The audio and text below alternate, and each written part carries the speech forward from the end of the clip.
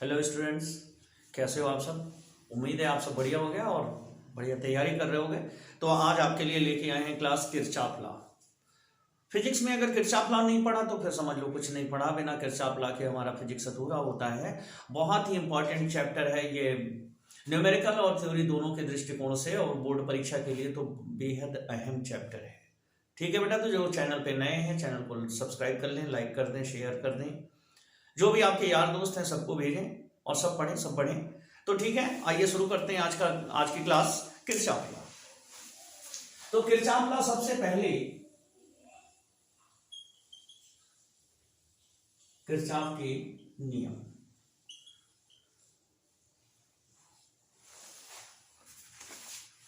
तथा वैद्युत परिपथ, ये हमारा पूरा चैप्टर है।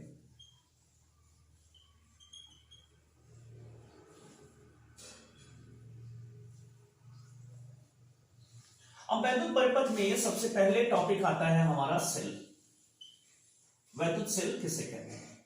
एक ऐसी युक्ति, एक ऐसा सिस्टम जो रासायनिक ऊर्जा को विद्युत ऊर्जा में परिवर्तित कर देता है। रासायनिक ऊर्जा माने रसायनों से उत्पन्न हुई ऊर्जा को विद्युत ऊर्जा में बदलता है।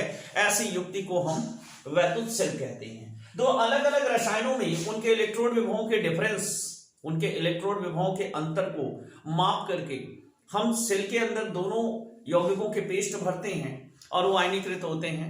फिर इलेक्ट्रॉनों के माध्यम से एनर्जी जो है हम प्राप्त करते हैं।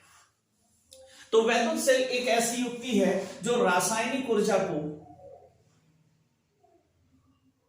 अगर परीक्षा में आता है तो आप लिख सकते हैं कि वैद्युत सेल एक ऐसी युक्ति है जो रासायनिक ऊर्जा को वैद्युत ऊर्जा में कन्वर्ट करती है। और तो सेल से हमें वैद्युत ऊर्जा किस रूप में मिलती है? सेल से हमें वैद्युत ऊर्जा जो मिलती है उस वैद्युत ऊर्जा का नाम हमने रखा हुआ है इलेक्ट्रोमोटिव फोर्स, विद्युत वाहक बल।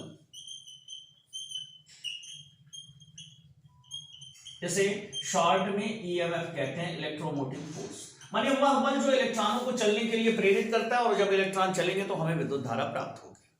ठीक है, सेल से दी गई वह ऊर्जा जो किसी इलेक्ट्रॉन को सेल सहित पूरे परिपथ में घुमाए, ठीक है, सेल सहित पूरे परिपथ में घुमाए, उसे उस सेल का ईएमएफ कहते हैं। अभी तक जितना भी हमने पढ़ा, इस ऊर्जा को सामान्यतः हम वैद्युत विभव के नाम से जानते हैं। लेकिन वैद्युत विभव तब हो सकता है जब सेल खुद कोई ऊर्जा ना खर्च करे। वैद्युत विभव और विद्युत वाहक बल तभी बराबर हो सकते हैं जब सेल कोई ऊर्जा की खपत ना करे। अब इसको हम यूं समझते हैं कि एक हमारा सेल है, तो जब सेल के अंदर से होकर के आवेश प्रवाहित होता है, जब सेल के अंदर से होकर के आवेश प्रवाहित होता है और बाह्य परिपथ में जाता है, ठीक है, यहां पर कुंजी के लगी हुई है, ये एक प्रतिरोध लगा हुआ है यहां पर, और ये हमारा पूरा जो युक्ति है इसको इस चित्र द्वारा हम प्रदर्शित कर रहे हैं। ये हमारा एक वैद्युत सेल है। तो जब हमारा आवेश इस परिपथ से होकर गुजरता है, तो आवेश परिपथ के भीतर जब सेल के भीतर जाता है तो यहां से यहां तक चलने में भी कुछ ऊर्जा खर्च करता है। अगर सेल का प्रतिरोध R है तो यहां पर जो ऊर्जा इसके अंदर खर्च हो रही है वह ऊर्जा का विनाश, वह ऊर्जा रूपांतरित हो रही है हीट में, यानी क्षय हो रही है। कहां? सेल के भीतर, और सेल के बाहर हमें अलग ऊर्जा मिल रही है। अगर सेल मान लो E वोल्ट एनर्जी दे रहा है, E जूल प्रति कूलम इकाई आवेश को चलाने के लिए मान लो E जूल ऊर्जा दे रहा है, तो बाहर जो पूरे परिपथ में खर्च हो रहा है, यहां से लेकर के यहां तक, सेल के अंदर प्रवेश करने से लेकर सेल के बाहर निकलने तक कुछ ऊर्जा तो सेल खुद खा जा रहा है। फिर सेल के धन सिरे से सेल के ऋण सिरे तक इलेक्ट्रॉन निकलेगा, इलेक्ट्रॉन निकल करके सेल के ऋण सिरे से धन सिरे की ओर मूव करेगा। इस तरीके से इलेक्ट्रॉन इस प्रतिरोध से होता हुआ यहां पहुंचेगा और यहां पहुंचने के बाद फिर सेल के धन सिरे में समाएगा और फिर यहां से चलता हुआ ऋण सिरे से बाहर निकलेगा। तो हम ये मानते हैं कि जब आवेश इसके बीच गतिशील होगा उस अवस्था में कुछ ना कुछ एनर्जी ये खर्च कर देगा। तो अगर सेल किसी इकाई आवेश को ई ऊर्जा देता है तो बाह्य परिपथ में ई ऊर्जा नहीं खर्च होगी बल्कि ई से कुछ कम होगी। तो जो यहां सेल के टर्मिनल से लेके सेल के पहले इलेक्ट्रोड धन इलेक्ट्रोड से लेकर ऋण इलेक्ट्रोड के बीच जितनी एनर्जी खर्च होती है उसे हम बी से लिखते हैं, और जो ये सेल कुल ऊर्जा दे रहा है अपने अंदर चलाने के लिए भी बाहर चलाने के लिए भी उसे ई कहते हैं और ये कहलाता है इलेक्ट्रोमोटिव फोर्स। और दोनों का जो डिफरेंस आता है ई माइनस बी वो आई आर के बराबर होता है। आई आर मान लो सेल के भीतर खत्म होने वाला विभव वी डैश है और ये बाहर बाह्य परिपथ में खर्च होने वाला विभव बी है। तो ई कुल विभव में से अगर हम बी को घटा दे तो हमें वी डैश मिल जाता है और ये हमारा एक फॉर्मूला मिल जाता है कि ई बराबर वी प्लस आई आर। ठीक है, तो आओ इसको और अच्छे से समझते हैं कि इस फॉर्मूले को डेवलप कैसे करते हैं।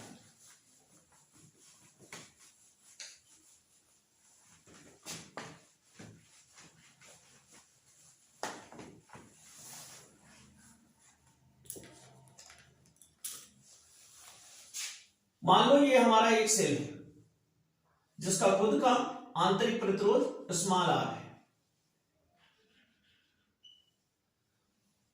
और इस परिपथ से एक बाह्य प्रतिरोध आर जुड़ा हुआ है। यहां पे एक कुंजी लगी है और हम सेल से धारा चालू करते हैं।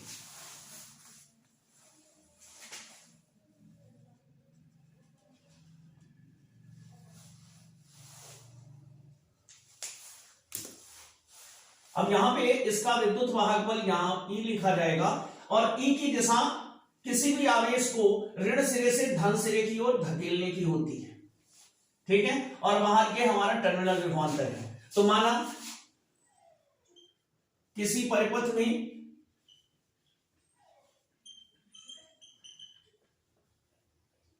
सेल का विद्युत वाहक बल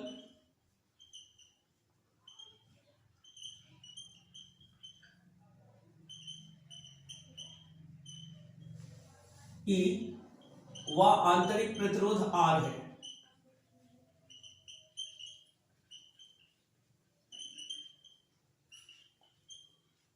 तब सेल द्वारा दी गई ऊर्जा W बराबर EQ, जहां सेल द्वारा Q आवेश परिपथ में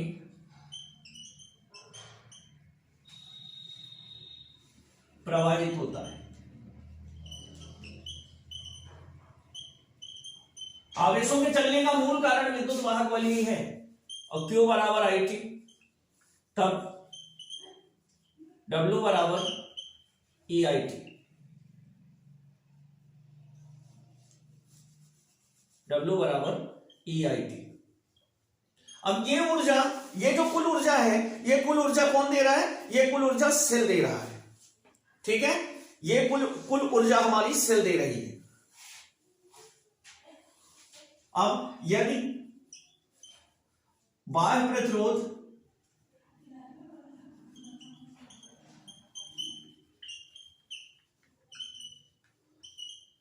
कैपिटल आर के सिरों का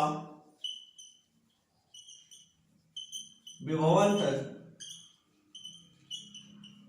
V हो, अब मान लो बाहर नापते हैं, यहां पे हम एक वोल्टमीटर लगा करके इस तरीके से सेलों का विभवांतर V हो, तब परिपथ द्वारा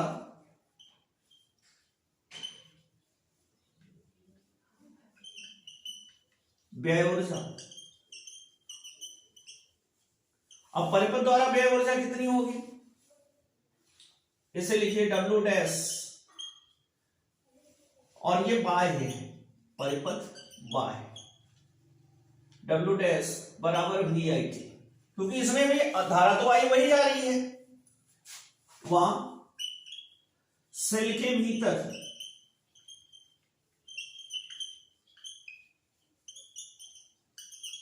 व्यय ऊर्जा W आंतरिक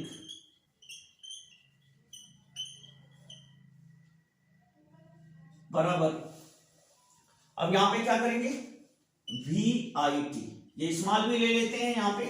अब चूंकि सेल के भीतर का विभव V मान लेते हैं तो V बराबर IR होगा, ठीक है। V बराबर IR, तो यहां पे रख देंगे W आंतरिक बराबर I स्क्वायर RT, ठीक है। आंतरिक और बाह्य दोनों ऊर्जाएं मिल गई हमें। अब यहां पे टोटल कर लें कि कुल जितना सेल दे रहा है और जो खर्च हो रहा है, सेल के भीतर जो खर्च हो रहा है, सेल के बाहर जो खर्च हो रहा है, सब जोड़ लें तो टोटल के बराबर हो जाना चाहिए। तो W बराबर WY प्लस W आंतरिक। अब WY कितना है, EIT, और WY कितना है, VIT, और W आंतरिक क्या है, I स्क्वायर RT। अब यहां पे IT कॉमन हो जाएगा, तो EIT बराबर IT कॉमन ले लो, तो ये हो गया V प्लस IR, और यहां IT से IT कैंसिल हो गया, तो E बराबर V प्लस IR। अब ये बताता है IR जो है, IR है सेल में विभव पतन, सेल में विभव पतन, V बराबर IR होता है ना, और V जो है वाय परिपथ में विभव है,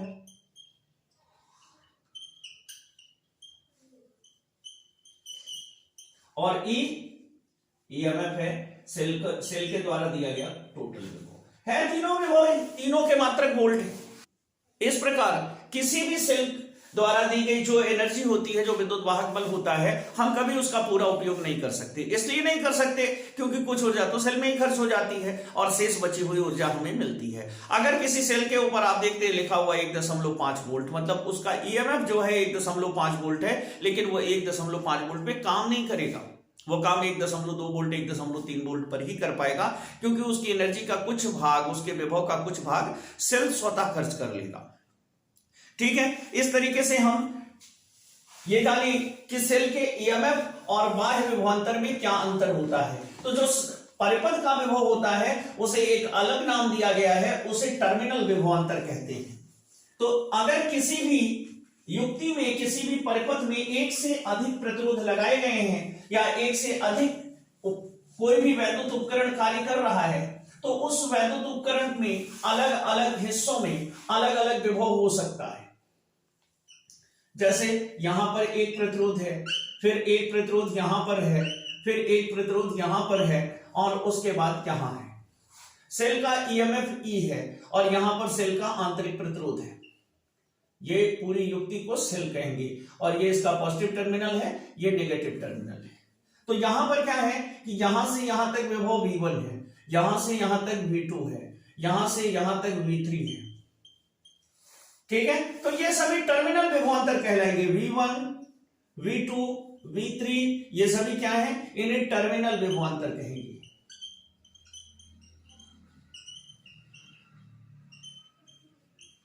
मतलब कि ये पहला प्रतिरोध, दूसरा प्रतिरोध, तीसरा प्रतिरोध, 3 प्रतिरोधों का अपना अलग अलग विभव है, तो इनके टर्मिनलों के बीच, माने इनके ज्वाइंटों के बीच जो विभवांतर है वो V1 है, V2 है, V3 है। तो अब अगर यहां पे निकालेंगे तो E बराबर V1 plus V2 plus V3 और and so on plus IR, जो सेल का अपना है, या उसे स्मॉल v से लिख दो।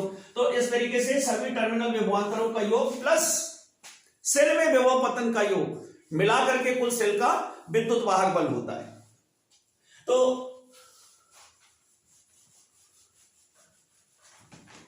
इस तरीके से किसी सेल से धारा कैसे प्राप्त करते हैं, आइए इसे देखते हैं। अगर सेल में कुछ विभव खर्च हो जाता है तो जो हम V बराबर डायरेक्ट IR लगाते हैं ये तो गलत होगा, ठीक है, क्योंकि किसी भी युक्ति में जो सेल का आंतरिक प्रतिरोध है वो भी तो शामिल है। अब अगर इस तरीके से हमारा कोई सेल है और इसका आंतरिक प्रतिरोध R है ये कैपिटल आर है। इस हिसाब से परिपथ में धारा ई बराबर I R plus I small R. ठीक है, ये बाह्य विभवांतर हो गया, ये आंतरिक विभवांतर हो गया। इसे ऐसे भी लिख सकते हो ई बराबर वी प्लस आई आर,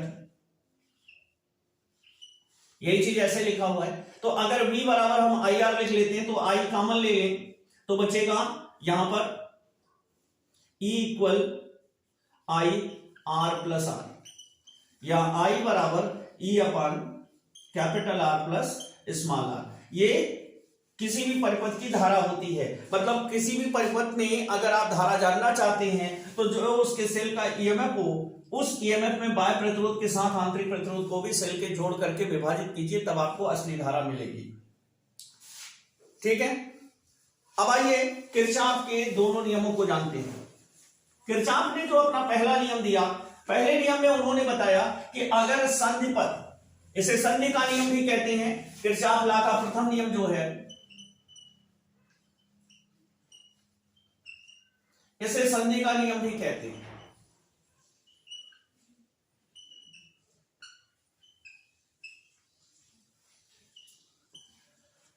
अब यहां पर इन्होंने बताया कि अगर मान लो बहुत सारी धाराएं आती हैं और यहां से बहुत सारे परिपथों में जाती हैं, तो सिग्मा आई बराबर 0, अर्थात किसी भी संधि पर आने वाली और जाने वाली धाराओं का बीजीय योग 0 होता है। ठीक है, अब मान लो ये I1 है, ये I2 है, ये I3 है, ये 3 धाराएं आ रही हैं, ये I4 है, ये I5 है, ये 2 धाराएं जा रही हैं। तो यहां पे होगा I1 plus I2 plus I3 बराबर I4 प्लस I5, या इसको इधर कर लो तो I1 plus I2 plus I3 minus I4 minus I5 बराबर 0। तो जब भैया ये 0 बराबर 0 है तो यानी सिग्मा आई टोटल करोगे तो ये 0 आएगा। तो इनका जो पहला नियम है वह बताता है कि आने वाली और जाने वाली धाराओं का बीजीय योग 0 होता है। ठीक है, तो इसमें कुछ न्यूमेरिकल आते हैं, सवालों के साथ कॉन्सेप्ट को समझना काफी आसान होता है। तो जैसे मान लो पहला क्वेश्चन हमने लिया है, किसी तार के सिरों पर 12 वोल्ट का विभवांतर स्थापित किया जाता है, 900 जूल ऊर्जा प्राप्त करने के लिए कितना आवेश तार में से होकर बहना चाहिए। यदि इस आवेश को बहने में 1 मिनट का समय लगे तो तार में बहने वाली वैद्युत धारा का मान ज्ञात कीजिए। ठीक है, एक तार के सिरों पर 12 वोल्ट का विभवांतर स्थापित किया गया और कुल 900 जूल ऊर्जा खर्च की जा रही है सेल द्वारा। 900 जूल ऊर्जा खर्च करके आवेश का प्रवाह कराया जा रहा है। तो आवेश कितना प्रवाहित हो रहा है, और अगर यह आवेश 1 मिनट में बहे, 1 मिनट में बहे अर्थात 60 सेकंड में, तो कितनी धारा प्रोड्यूस हो रही है, कितनी धारा उत्पन्न हो रही है। तो यहां पे हम जानते हैं कि W बराबर V क्यू होता है विभव वाले चैप्टर से ही, तो Q बराबर V upon W upon V। तो W है 900 और V है 12। ठीक है, तो 12 सत्य 84 और 12 पंचे 60, 75 कूलाम आवेश प्रवाहित हो रहा है। ठीक है, और अगर t बराबर 60 सेकेंड है तो I बराबर Q अपॉन T होता है बराबर 75/60, 15 पचे 75, 15 चौका 60, 4 एकन्नम 4, 4 दूनी 8, 4 पंचे 20, 1.25 एम्पियर की धारा प्रवाहित हो रही है। इस तरीके से सवालें यहां पर आती हैं।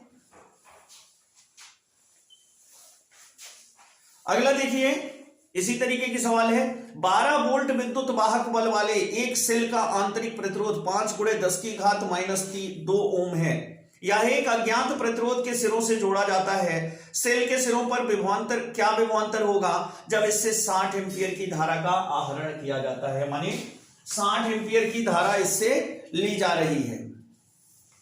ठीक है, तो विद्युत वाहक बल E बराबर 12 वोल्ट है,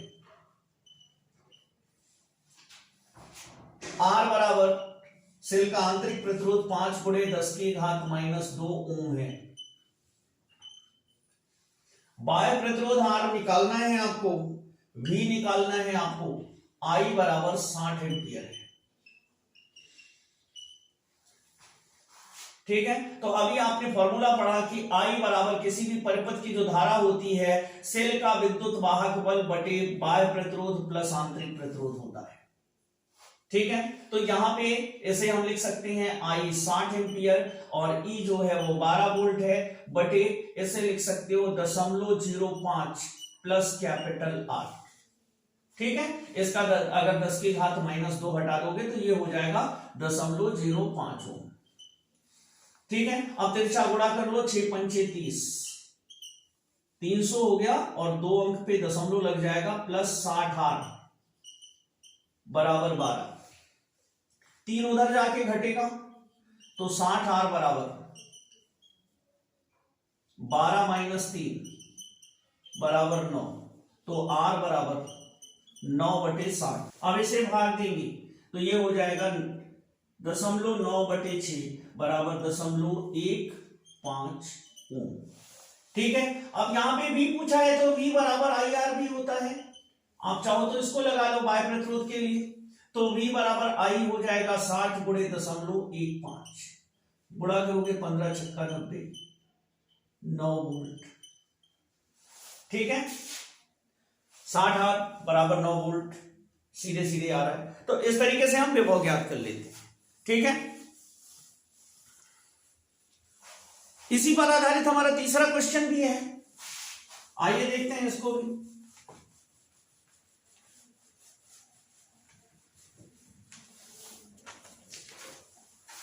तीसरा क्वेश्चन है हमारा, एक बैटरी के सिरों को उच्च प्रतिरोध के वोल्टमीटर से जोड़ने पर 15 वोल्ट का पाठ्यांक मिलता है। बैटरी के सिरों को एक एमीटर से जोड़ने पर 1.5 एम्पीयर पड़ता है तथा वोल्टमीटर 9 वोल्ट। ज्ञात कीजिए बैटरी का आंतरिक प्रतिरोध, एमीटर व संयोजक तारों के प्रतिरोध। ठीक है, तो यहां पे सीधे सीधे हमें दिया हुआ है कि बैटरी का विद्युत वाहक बल 15 वोल्ट है, धारा I 1.5 एम्पीयर है और जो टर्मिनल विभवांतर है वो 9 वोल्ट है। ठीक है, और हमें ज्ञात करना है यहां पे आंतरिक प्रतिरोध R। तो हम जानते हैं E बराबर V प्लस IR होता है, स्मॉल r होगा। E का मान रखिए 15 वोल्ट, V का मान रखिए 9 volt plus I 1.5 into R।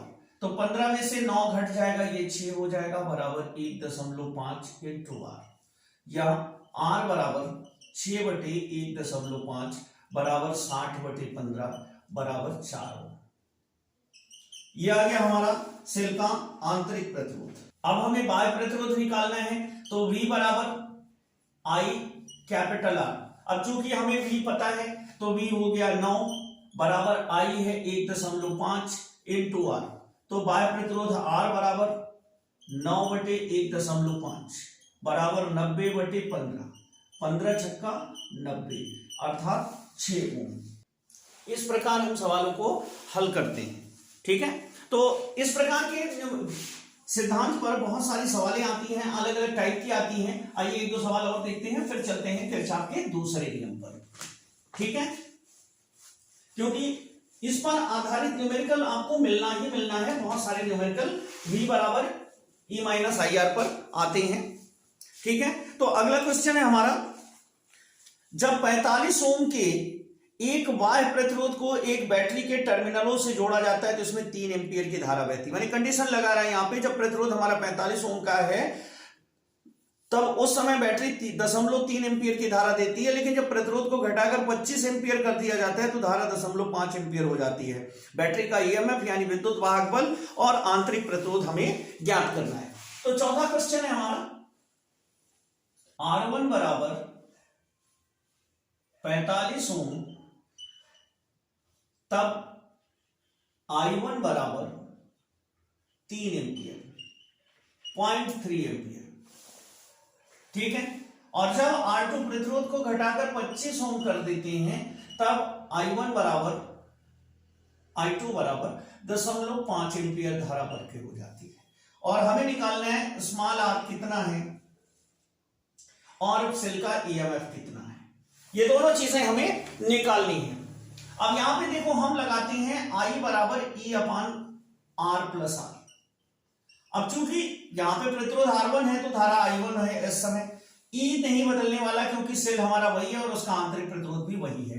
तो I1 की वैल्यू यहां रखते हैं हम 0.3 बराबर E बटे R1 45 plus small r।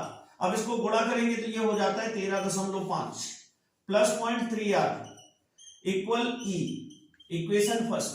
Same condition दूसरी वाली में लगेगा I2 इक्वल E अपान R2 प्लस R। अब I2 का मान 0.5 बराबर E की वैल्यू हमें निकालनी है, R2 है 25 प्लस 25 प्लस R। अब इसका तिरछा गुणा करेंगे, ये हो जाएगा 12.5, 25 से इसमें करोगे प्लस 0.5R बराबर E।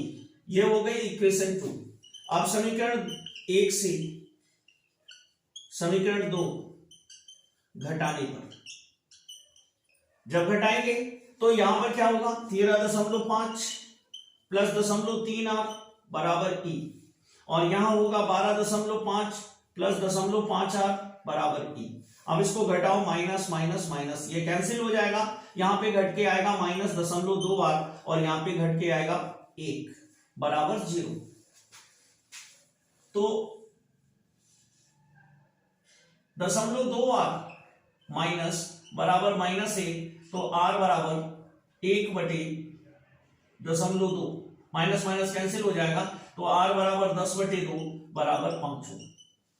आंतरिक प्रतिरोध आया 5 ओम। अब किसी भी एक समीकरण का यूज कर लेंगे एक से, तो एक में 13.5 प्लस 0.3 गुणे 5 बराबर E। तो ये हो गया 13.5 प्लस 5 × 15 यानी 1.5 बराबर E। तो E बराबर आ गया 15 वोल्ट। इस तरीके से हम सेल का विद्युत वाहक बल निकाल लिए यहां। ठीक है, अब आइए किरचॉफ का दूसरा नियम देखते हैं। किरचॉफ का दूसरा नियम क्या कहता है? दूसरा नियम बंदपास का नियम कहलाता है और इस दूसरे नियम के अनुसार किसी भी बंदपास में बहने वाली धारा और प्रतिरोधों का गुणनफल संगत विभव के तुल्य होता है, संगत विभव के बराबर होता है। तो यहां पर हम इनके बंदपास के नियम का फिगर बनाते हैं। अगर कोई परिपथ में एक से अधिक सेल लगे हुए हैं,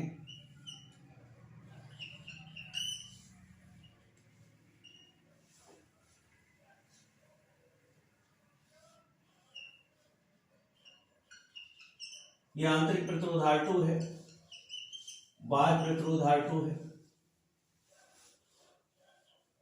और यहां पर भी एक प्रतिरोध लगा हुआ है R3 और इसमें I1 धारा प्रवाहित हो रही है।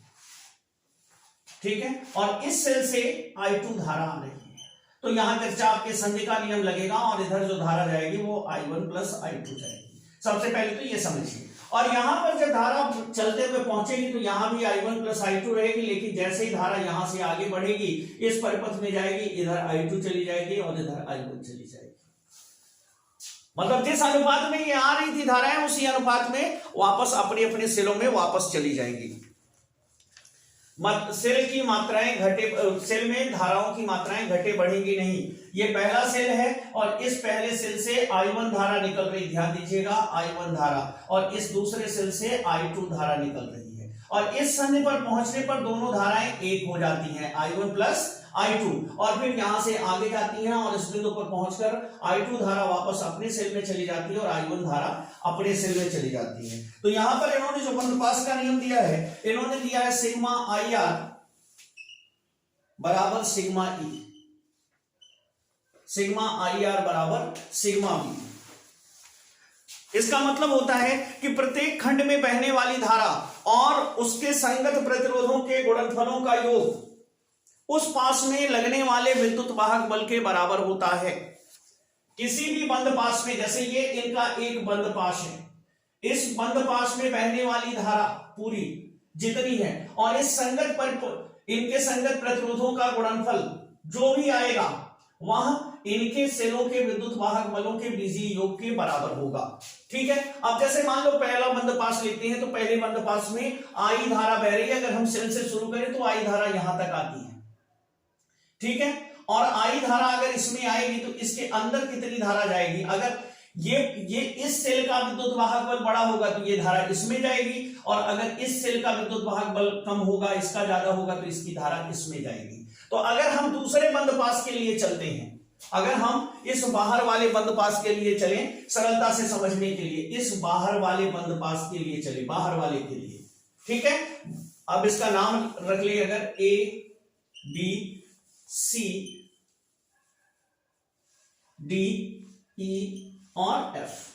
तो बंद पास ध्यान से देखिएगा, बंद पास A B C D E F A B, मतलब ये ऐसे आकर के ऐसे जा रहे हैं। तो यहां पे कैसे निकालेंगे आप, यहां पे लिखेंगे I1 इंटू, अब आगे यहां चले आए तो यहां कौन सी धारा आ गई, I1 प्लस I2।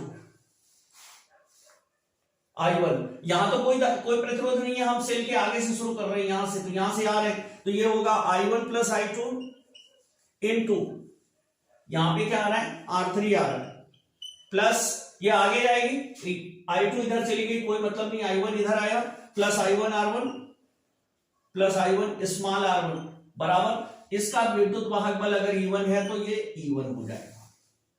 ठीक है, अब चलते हैं दूसरे बंद पास में, ये एक इक्वेशन बन गई। अब दूसरा बंद पास क्या है, बंद पास ए बी ई एफ में,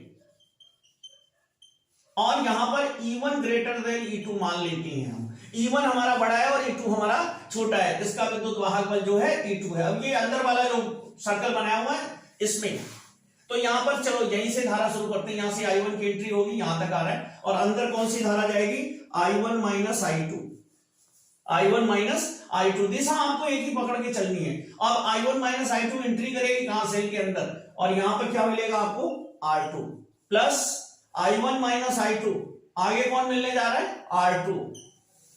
ठीक है, फिर यहां पे आएगा और यहां से यहां तक तो रहेगी, उसके बाद फिर I1 धारा हो जाएगी। ठीक है, फिर उसके बाद I1 धारा हो जाएगी, तो प्लस I1 R1, और उसके बाद यहां कौन मिलेगा, I1 R1 बराबर E1 माइनस E2। ठीक है, अब यहां पे क्या हो रहा है, जितने भी आपके संगत धाराएं हैं और जितने प्रतिरोध हैं उनका गुणा किया गया दूसरी तरफ E1 माइनस E2। अगर ये सेल उलट के जोड़ा होता तो यहाँ पे E1 प्लस E2 हो जाता, और ये जो धारा I1 प्लस I2 थी, I1 माइनस I2 थी, ये जोड़ करके I1 प्लस I2 हो जाती। तो आओ इसको न्यूमेरिकल के माध्यम से और अच्छे कॉन्सेप्ट में समझते हैं। तो यहाँ अगला क्वेश्चन है जो न्यूमेरिकल है हमारा, ये किरचॉफ के नियम को समझने के लिए बहुत ही अच्छा क्वेश्चन है। इसमें इस क्वेश्चन में ये कहता है, ये फिगर बना हुआ है और कह रहा है कि 5 ओम, ये जो यहाँ पे रेजिस्टेंस लगा हुआ है, इस रेजिस्टेंस में आपको धारा ज्ञात करनी है कि 5 ओम प्रतिरोध में कितनी धारा जा रही है। इसके एक तरफ 3 वोल्ट की बैटरी लगी हुई है और दूसरी तरफ 2 वोल्ट की बैटरी लगी हुई है। इसका ये पॉजिटिव सिरा इधर वो है, इसका भी पॉजिटिव सिरा उसी डायरेक्शन में है, माने दोनों एक दूसरे के विपरीत लगे हुए हैं। इसका विभव कम है, 2 वोल्ट का विभव कम है और 3 वोल्ट वाले का विभव ज्यादा है। अब यहाँ पर 5 ओम वाले प्रतिरोध में हमें धारा निकालनी, तो हम यहां से मानते हैं कि माना बैटरी से I1 धारा प्रवाहित हो रही है, यहां से I1 धारा इधर को चलती है। ठीक है, I1 धारा जब यहां पर पहुंचेगी तो I1 धारा 2 भागों में बंट जाएगी। अब मान लो इधर जाती है I2, ठीक है, तो इधर कौन सी धारा जाएगी, I1 माइनस I2। ठीक है, इसको थोड़ा सा और अच्छे ढंग से करने के लिए हम ऐसे कर सकते हैं कि इधर I2 धारा जा रही है, इधर I2 धारा जा रही है और इधर कौन सी है, I1 माइनस I2 नीचे की ओर, यहां पर भी वही धारा रहेगी I1 माइनस I2, और इधर से I3 धारा आ रही है, तो ये आते हुए इस संधि पर पहुंचेगी I3 और इधर से पहुंचेगी I2। तो 5 एंपियर में कौन सी जा रही है, I2 प्लस I3 जा रही है, यहां पे आएगी I2 प्लस I3, और उसके बाद फिर इधर चली जाएगी I3 और इधर चली जाएगी I2, और फिर इस संधि पर आकर के यहां तक आएगी I2 धारा और इस संधि पर आकर यहां पर हो जाएगी I1, जितना कही थी। इस तरीके से हम धारा का बंटवारा करेंगे। फिर से समझते हैं, यहां से I1 धारा इधर को चलती है, I1 धारा जाते हुए यहां पर आगे जाकर के ये संधि हमारी है A, ये संधि है B, ये संधि है C, ये संधि है D। ठीक है, तो संधि A पर धारा दो भागों में बढ़ जाती है, I2 सीधे आगे चली जाती है और नीचे की ओर I1 माइनस I2 आती है, और इधर दूसरे सेल से आती हुई I3 धारा संधि B पर इकट्ठी होकर I1 प्लस I2 के रूप में 5 ओम वाले प्रतिरोध से होते हुए टर्मिनल यहाँ पे संधि C पर पहुंचती है। C से I3 धारा 2 वोल्ट की बैटरी की ओर चली जाती है और I2 धारा इधर संधि D की ओर बढ़ती है, और संधि D पर पहुंचने पर I1 minus I2 plus I2 मिलकर के यहाँ से I1 धारा फिर मिलती है और इस तरीके से सेल में चलती है। अब यहाँ पर हम 3 बंद पास पाते हैं, पहला, दूसरा और तीसरा। इन तीनों बंद पासों में ये जो हमने अभी सर्कल बनाया, इस सर्कल के हिसाब से हमें इस बंद पास में धारा और प्रतिरोधों का गुणा करना है। ठीक है, तो आओ गुणा करते हैं। बंद पास 1 के लिए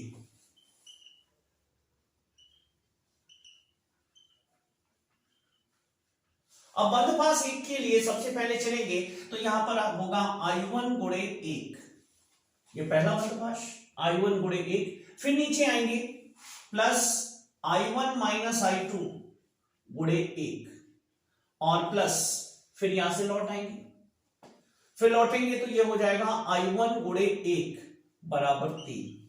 अब इसे खोल लें तो ये हो गया I1 plus I1 minus I2 plus I1 बराबर 3, या 3I1 माइनस I2 बराबर 3, इक्वेशन फर्स्ट।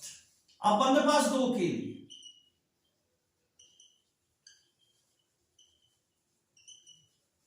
अब दूसरे नंबर वाले बंद पास में चलेंगे, तो A से B की ओर चलेंगे,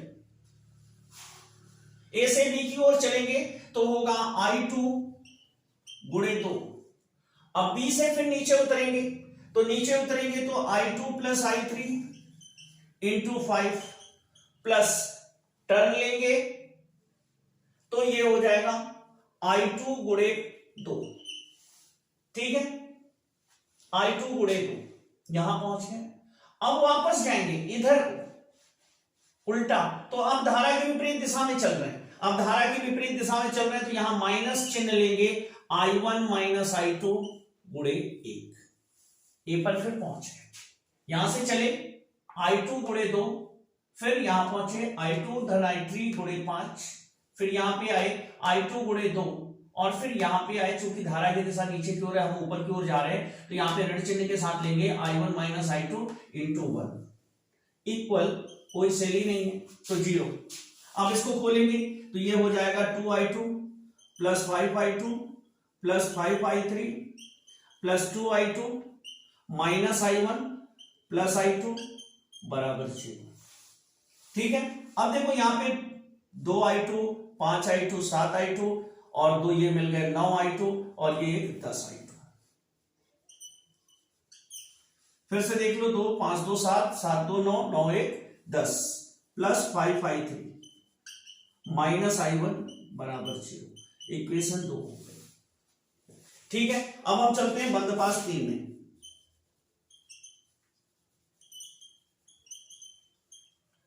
अब बंद पास 3 में क्या करेंगे,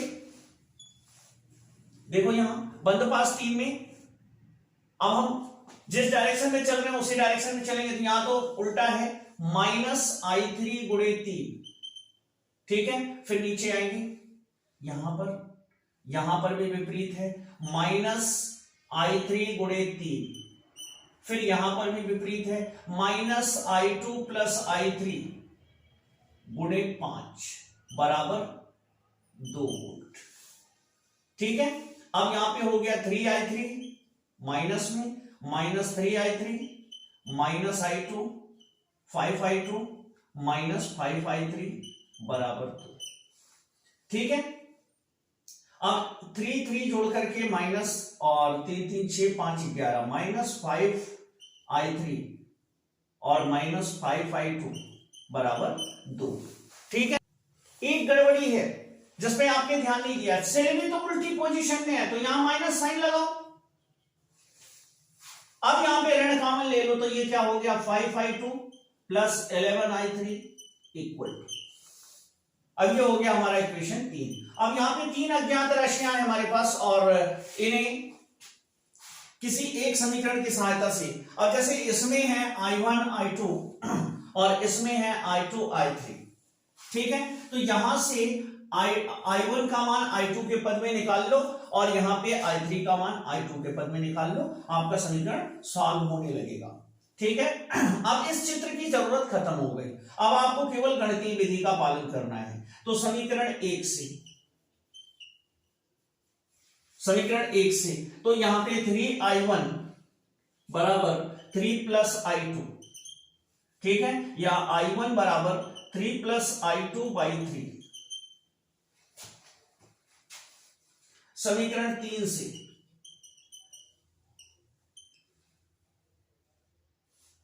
11I3 बराबर 2 माइनस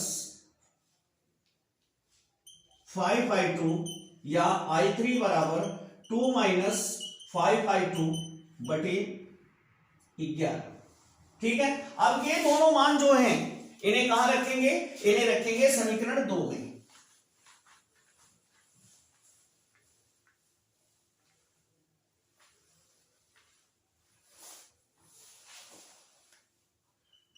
समीकरण 2 में रखने पर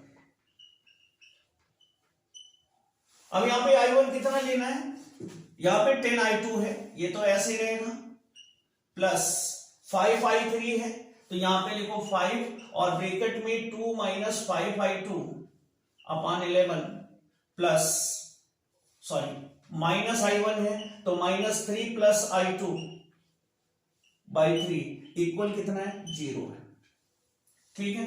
आप इसको खोलो तो 10I2 plus 10 minus 25I2 by 11 minus 3 plus I3 by 3 equal 0, ठीक है। अब इसका एलसीएम ले लो तो एलसीएम हो गया 33। अब यहां पे 33 से मल्टीप्लाई करोगे तो 330I2 प्लस 11 3 33, 3 से हो जाएगा 30 माइनस 75I2 और माइनस 3 11 में 33, 11 3 33 होगा और माइनस 11I3 बराबर 0। इसका तिरछा गुणा करो, खत्म हो गया। अब सबको ऐड करो, 30 और यहां पे देखो 33 में से 30 घट जाएगा तो ये बचा 3, तो और 330I2 माइनस 75 और 11, ये हो गया 6 और ये हो गया 8, ठीक है। ये I2 है, I3 नहीं है, ये I2 इक्वल यहां पे क्या हो जाएगा 3। अब ये पूरी वैल्यू खत्म हो गई, अब यहां से घटेगा तो ये हो गया 4, 10 में से 6 गए 4 और यहां 12 में से 8 गए 4 और यहां पे बचा 2, 244 I2 बराबर 3, तो I2 बराबर 3 बटे 244 एम्पियर, ये I2 धारा आपको प्राप्त हुई। अब बाकी का काम सरल है, अब बाकी के काम में आपको क्या करना है, कुछ नहीं, उठा के मान रखना है और मान रखने के बाद ये ध्यान देना है आपको निकालना क्या है, 5 एम्पियर में धारा, इसको ऐसे पड़े रहने देते हैं इतने सेट को ताकि आपको पता चलता रहे। अब I1 बराबर, I1 कितना है 3 प्लस I2 कितना निकाला 3 बटे 244, 3 बटे 244 और पूरे के बटे 3, तो ये कितना हो गया, I1 बराबर 4 तिहाई 12, 4 तिहाई 12 1 13 1 और 3 दूनी 6 1 7 प्लस 3 बटे 244 गुणे 3, ठीक है। ये हो गया 735 बटे 244 गुणे 3। अब 3 दूनी 6, 1 बचा, 3 चौक 12, 3 पच्चीस 15, 245 बटे 244 एम्पियर, ये आ गई I1। अब निकाल लो I3 कितना है 2 माइनस 5I2, 5 इंटू I2 3 बटे 244 पूरे के बटे 11, ठीक है।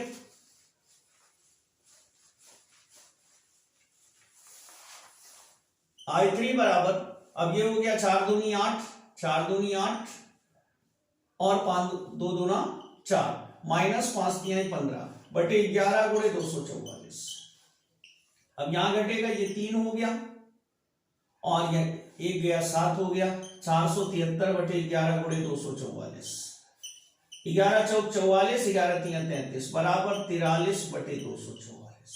चलो बेटा अब धाराएं निकल गया। पूछा क्या था आप बताओ। हाँ सवाल तो बहुत बड़ी हो जाती है, लेकिन क्या करोगे किरचॉफ लॉ को समझने के लिए यही करना होता है। अब 5 ओम के प्रतिरोध में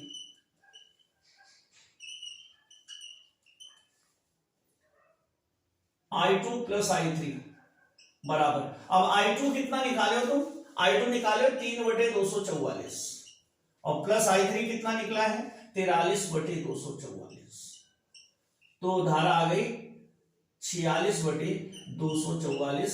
इसे सरल कर सकते हैं, 2 दूना 4, 2 तिहाई 6 और 2 एकम 2, 2 दूना 4, 2 दूना 4, 23/122 एम्पियर। और इस तरीके से हमें यह पता चला कि इसमें कितनी धारा जा रही है। ठीक है, तो ये था हमारा किरचॉफ लॉ। उम्मीद है आपको काफी कुछ समझ में आया होगा। इसके जस्ट बाद हम आपको इसके एप्लीकेशन पर आधारित वीडियो आपको देंगे और अगला वीडियो हमारा बहुत जल्द आपको मिल जाएगा। ठीक है, तब तक पढ़ते रहिए, बढ़ते रहिए।